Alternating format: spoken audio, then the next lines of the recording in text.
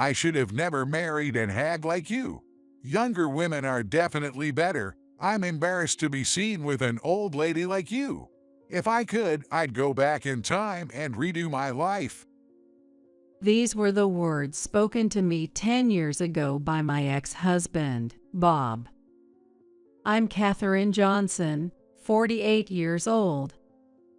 I married Bob, who was 5 years younger, when I was 33. I was a nurse, and I met Bob at the hospital where I worked. He came to the hospital as a new doctor. He has just finished his medical resident and asked me about various things. Bob's inexperience and reliance on me seemed endearing, and I found myself wanting to support him. But I was a nurse, he was a doctor, and he was 5 years older.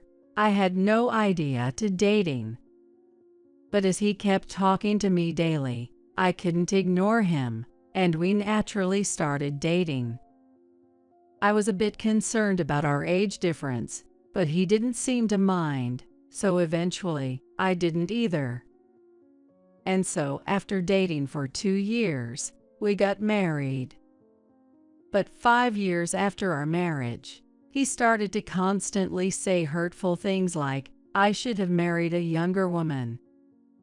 At the hospital, he was noticeably having fun chatting with the younger nurses, but I tried to ignore it.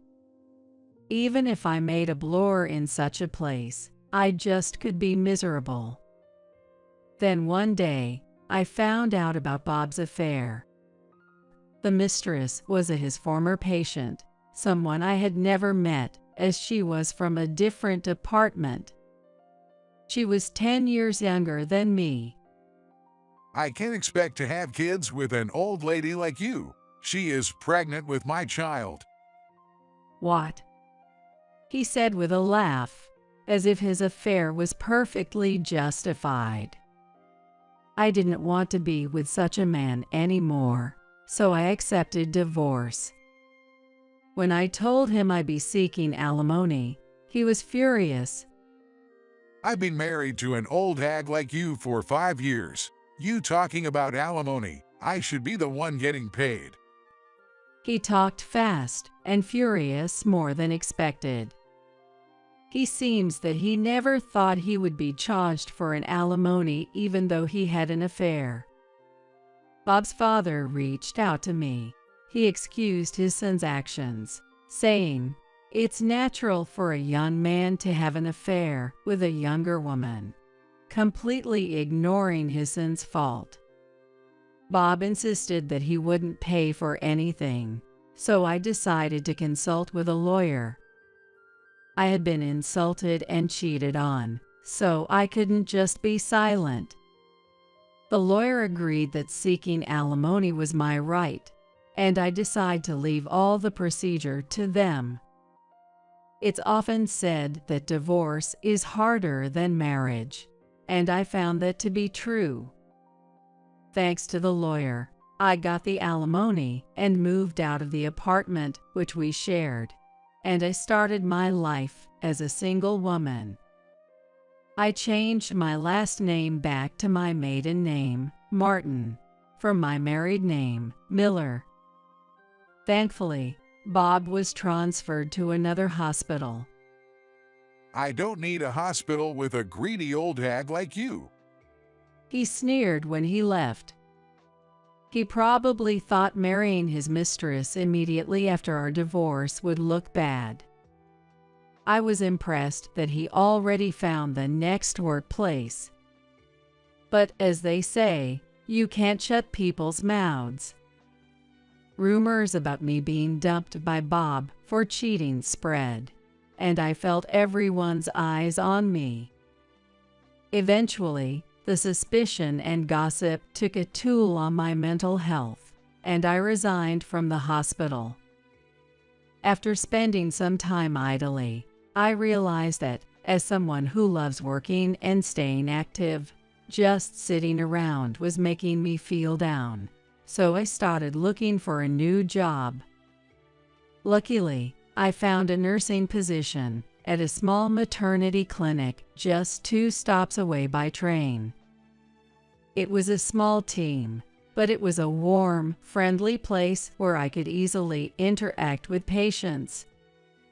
Martin, you're really attentive, and the patients speak highly of you. The director of the hospital is pleased to have you. Thank you. But my peace didn't last long. That's when a pregnant woman, referred from another hospital, came in, and I was surprised to hear her name. Suzanne Miller, the same name as Bob's mistress. I thought it could be the same name and confirm it. Her husband's name was Bob Miller, a doctor, and indeed, he was my ex-husband. There was no maternity department at the hospital where Bob worked, and she had recently moved nearby, being referred to this hospital by her previous one. I had returned to my maiden name after the divorce, and although we knew each other's names, we had never met face to face. It seemed she hadn't realized who I was either. But I never imagined I'd encounter her here. What to do? I hesitated to tell anyone she was Bob's mistress. Days passed without me being able to say anything. Then one day, Bob came for a checkup with his wife. What? Bob's eyes widened in surprise upon seeing me. He must not have expected to find me here. I didn't want to see him again, either. What are you doing here? He asked, and his wife seemed to realize who I am. This person. Maybe. You came to this hospital just to harass us. That's ridiculous. I was here before you. There was no way I could have known Bob lived near this hospital. But Bob wouldn't listen, accusing me of following them around to harass him. You're following me to harass me, aren't you? Don't be silly. Why would I do that? You're a greedy woman who took my money after being dumped for being old. I don't trust you. He shouted in the examination room, making our relationship known to everyone around. I felt everyone's judgmental stares, even though Bob was clearly in the wrong. Well, I'm scared. Ever since I came here, I felt she's been giving me mean looks. What if she does something to my baby? His wife added dramatically, tearing up. Keep her away from my wife. She might do something, Bob said, and the attending doctor asked me to leave the examination room. It wasn't that they doubted me, but it was the only way to defuse the situation. I understand that patients come first. I didn't even want to be there. But I felt miserable. Now everyone knew about my divorce, and I became conscious of their stares. In addition, Bob's wife keeps going here and says my bad word every time she comes. Even though everyone knows that I'm not bad, the other person is a patient. Moreover, an important body that gives birth to a baby. No one could say anything, caught between not wanting to upset her and avoiding personal involvement. My work environment became unbearable. There were still over 6 months until her delivery. I couldn't endure such a tense atmosphere for that long. It was a good workplace, but I submitted my resignation. I'm sorry, but it can't be helped. It seemed that the director's face was relieved somehow. I hadn't done anything wrong, yet I wondered why I had to suffer like this. Exhausted by everything, I couldn't bring myself to look for another hospital job and returned to my parents' home in the countryside. They welcomed me without saying much. I felt guilty doing nothing, so I started working part-time at a nearby supermarket. It was refreshing and a change of pace from my nursing job. I liked the job of a nurse and felt worthwhile, but I still had no day to be careful because I was not odd for the workplace, for people's lives, and the sense of responsibility. The supermarket job was a welcome relief.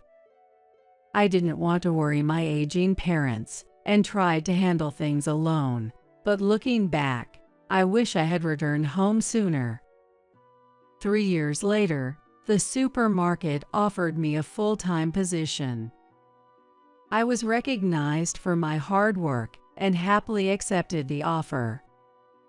4 years after that, a matchmaking opportunity came up. Would you be interested in going on a blind date? What? There's someone who might be just right for you. The department manager from our main store brought it. At that time, I was 45 and had no intention of remarrying, so I planned to politely decline, but the manager was insistent. The man was 47, like me, and also divorced due to his spouse's infidelity. The cause of the divorce was a flirtation of the spouse, like me. It had been 20 years since his divorce. Reluctantly, I agreed to meet him. Given our age, we decided to meet directly without an intermediary. When I arrived at the designated restaurant, he was already there. As I entered the room, he suddenly stood up, bowed deeply, and accidentally hit his forehead on the table. Ouch. He raised his face, now flushed red. I couldn't help but laugh at the scene, which seemed straight out of a comic. I'm Michael Johnson. Thank you for coming today. Oh, hi, I'm Catherine Martin. Thanks to the first accident, it didn't take much time to get to know. He explained that he had fallen for me at first sight during a business trip when he visited our supermarket. He had pleaded to set up this meeting. In fact, the director of the head office seems to be a senior at his university. I'd like to pursue a serious relationship, if possible. I had come with the intention to refuse, but found myself unable to say those words. In fact, I realized I wanted to see him again. After 6 months of dating, we decided to get married. My parents really liked his character and were genuinely happy for us. I was really happy to live with my husband, who always takes care of me. Given our age, we didn't plan on having children. However, when I turned 48, I fell ill. A visit to the doctor revealed a surprise: I was pregnant. I had never imagined I could get pregnant at this age, nor did I think my illness was actually morning sickness. Michael must have felt the same. "It looks like there is a baby," I said naturally. He replied, "That's great news. Who's the lucky couple? Do I know them?" "Yes, you know them very well. They're right in front of you." What? "I'm pregnant." Michael looked bewildered and fell silent for a while. "Well, that's to be expected," I thought to myself. He then looked at my stomach. Our baby. When I nod, my husband turns further. He was probably overwhelmed by the unexpected news. I had ended up in that situation myself. So, you mean we're going to be parents? It seems so. Really? Yes. Wow. Her husband hugged me, making a crazy voice that wasn't like a husband. I can't believe it. It's a miracle. Is it okay to give birth? I had no idea that I wouldn't give birth at the beginning, but I was not that age. I was understandably anxious about the future. At the hospital, even the doctors had asked, "What are you going to do?" I was well aware of the risks associated with having a child at an older age, both for the mother and the baby. Not everyone around me was supportive. Some even questioned, "Do you realize how old you'll be when the child turns 20? The fear of not being able to raise a child at this age was also there. Yet, I couldn't bring myself to end a life that had just begun. What are you saying? Of course, we're keeping it. I was so relieved when Michael immediately responded that way. I thought that was my husband's obedient feeling. But as he calmed down, he began to worry about my health. Even for a man, it's easy to imagine the various complications that can arise.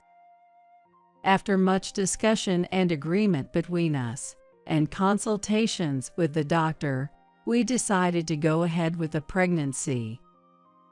Both my parents and his were surprised and worried, but ultimately very happy for us. We decided to have the baby at a well-equipped major hospital. The obstetrics teacher was very friendly and was encouraging.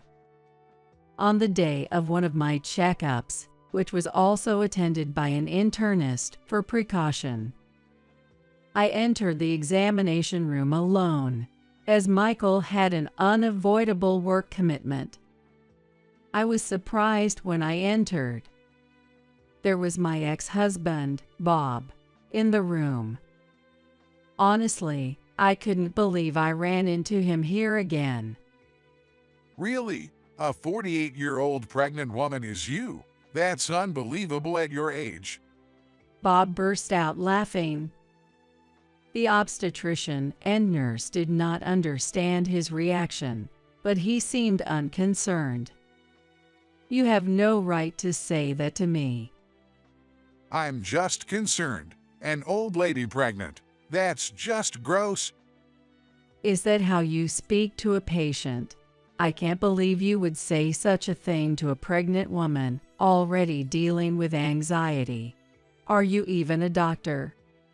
What are you getting so high and mighty about? You do realize most of the patients here are wealthy, right? You'd better leave before you embarrass yourself. Dr. Bob, wait a minute. "I will do so. It's ridiculous to give birth at a hospital with a doctor like you." Good, leave now. Dr. Bob, you should know this lady is the wife of a member of the wealthy Johnson family who has donated generously to our hospital. What? You might not have known since you're new here. You're kidding, but she's my ex. You and I are nothing to each other. Still, what you just said is inexcusable. It doesn't sound like something a doctor should say. Oh, I am. Bob was turning pale when Michael arrived. Sorry for being late. I'm grateful for how you've been looking after my wife. He sensed something was wrong from the tense atmosphere. What happened? Dr. Bob here was just saying how disgusting it is for a 48-year-old to be pregnant. What? Hearing this, Michael's usually calm expression changed instantly. And when I mentioned Dr. Miller, he must have realized that this man was my ex-husband. I had told Michael about my previous marriage, and he knew Bob's name and profession. So, you're Dr. Bob. You've been insulting my wife. Well, I mean. Insulting a patient? What kind of hospital is this? I can't entrust my precious wife and inborn child to such a place. As Michael finished speaking, the nurse who had left earlier returned, this time with the hospital director.